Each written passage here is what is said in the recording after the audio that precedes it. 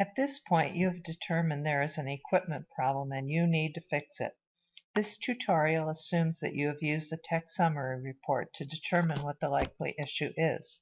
There are generally three different things that can go wrong with the physical installation of equipment in a site: a faulty cable, comm tower, or probe, or some combination of those three, can cause data to cease to update the AgSpy database.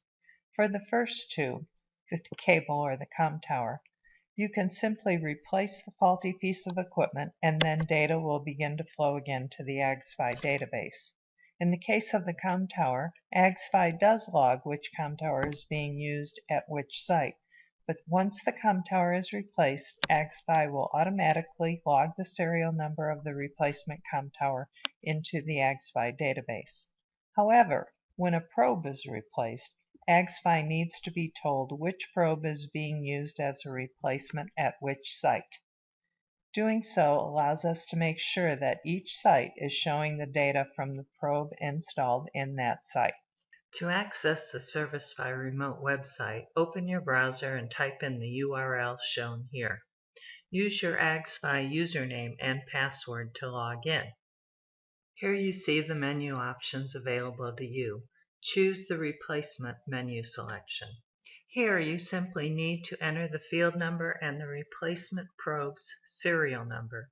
Keep in mind that you must make the physical swap of the probe before attempting to use Service by Remote to log the probe replacement. Also note that the probe must report in before you will be successful at logging the probe replacement. When you entered the field number and the probe DSN, you're telling AgSpy that it should have received data from the existing comm tower and the replacement probe.